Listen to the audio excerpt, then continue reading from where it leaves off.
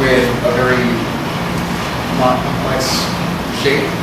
It would probably take me 30 minutes to make the G-code model for it, and then it will probably take me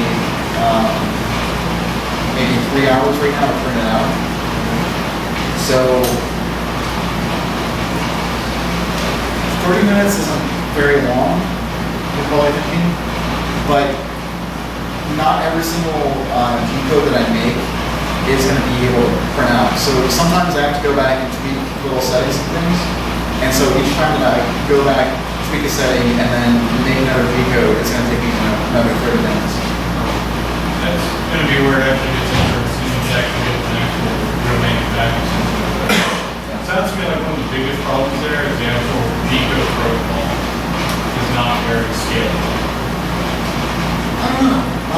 I think G-codes are pretty good right now. I actually want to look at the algorithms and use them and actually see if there's ways that you can improve it and make it so it's scalable to very large scale. I mean, we're just talking about 6 inch by 6 inch, but let's say that I want to print, you get into the manufacturing process and you want to start printing things that are 6 foot by 6 foot. Yeah. Then, yeah, it's probably going to need some sort of revamping for that, possible hardware encryption or compression and decompression modules that we actually recognize, and that's something HP can offer. Something that I was thinking or curious, is it like artifacting with crap that shouldn't be there, or is it that G-code rendering doesn't have pieces that should be there? Or is it, what is it that you fix after you have touched it up? Sometimes it might be like the layer height, or maybe like there's options that you guys probably aren't aware of, but there's like shells. So basically, like it'll take my model and it'll add a basically a copy around the outside of it, and that's called a shell. And let's say I started off with one shell, but I want no shell. I just want it to be the exact model. Then going back and remaking the G-code, I'd have to wait another 30 minutes to make that. Okay.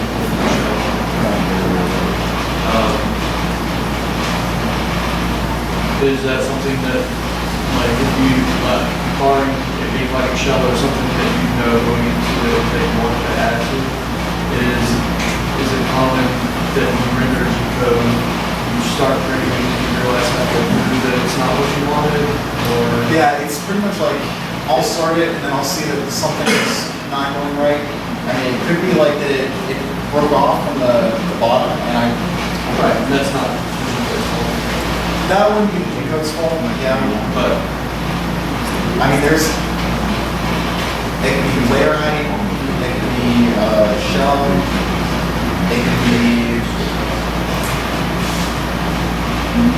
well, there's a number of different models that would pop up. Yeah. Too, so. Yeah, I mean, Okay.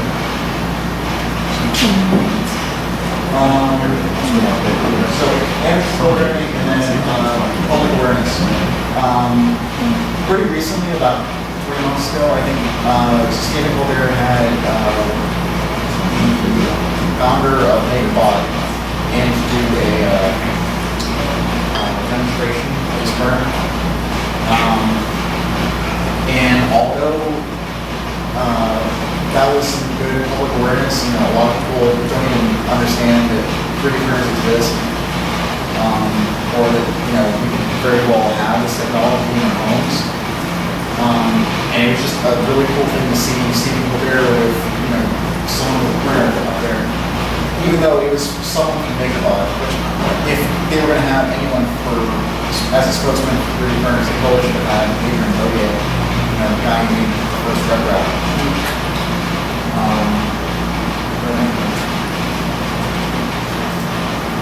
And then new concepts. I think this is going to be really fun. First off, how about teleportation? It doesn't look like a teleporter right now, but there is software being made by AutoCAD, which I've used before.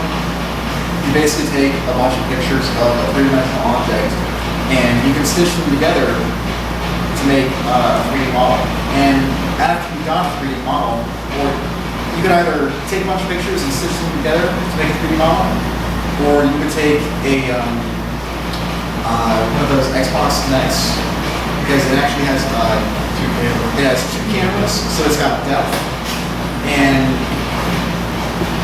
what I've heard you can do with those is you can actually just walk around an object, and by the time you're done walking around and scanning it, it's already 3D model. So you can basically just take that from your computer, make a G-code, and then print it out. So consider the fact that there's an online archive called Universe, where you can just download any type of part that they have on there, and you can basically just print it out, whatever file it is, on your printer. So you have the possibility of scanning something, and then you can just email it to your friend who's in China or Japan, and they can just print it out. Or you can make a 3D model and you can upload it to one of these large online archives and have someone else download it, or have a bunch of people download it, and they can all print it out and have almost exactly what you have. So the advantage there being, say, if you're doing like a plate model of a car or something like that, it makes it a lot easier to scan it rather than trying to CAD it all together by, putting the geometry explicitly. You have a computer do most of, you have the scan do most of the work, and you just clean it up. Of course, the business world is already talking about these things too, about being able to use this as a means to delivery of a physical product. Piracy and whatnot. Yeah, they're already talking about piracy being an issue with it. But being able to say, like, I manufactured this as a product, now I'm going to sell a CAD drawing, but I actually want to sell it in the marketplace. So they'll be like, okay, well, here's a base that I created, I'm going to sell it for $20 in stores. You guys buy a CAD drawing for $20 in Yep. So you can do that.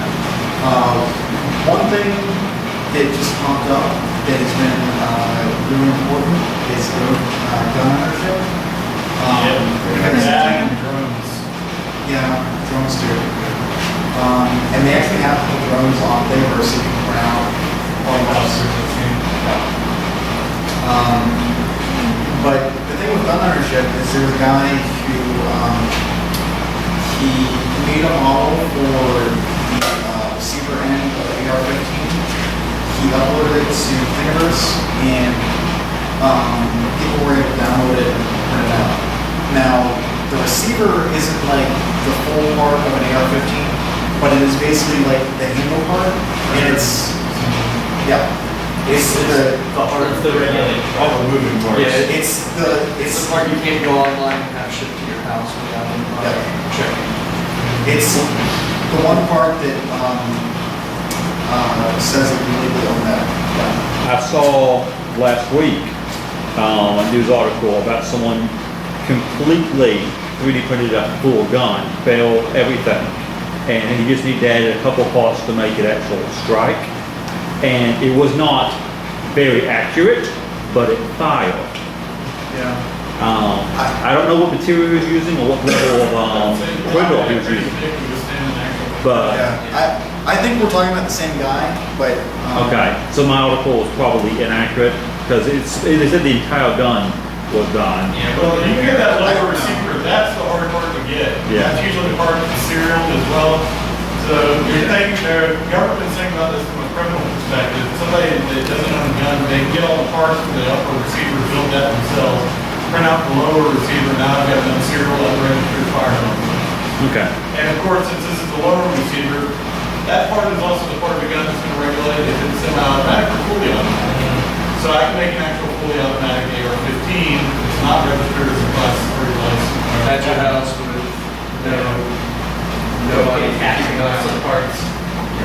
Because, it's funny, I actually sold the 3D printers, and I was actually thinking about it. I'm like, I got some old guns that have actually got plastic parts in them. I can probably use this to make some replacements. That's I have a Model 60, it's got a little dampener in the back, it's just a plastic plate with the bolts around the head. yeah. And that thing shattered just from its being old age. It's got too brittle and broken. Or just like aftermarket handles and stuff like that. Yeah. you know, when you look at it, you know when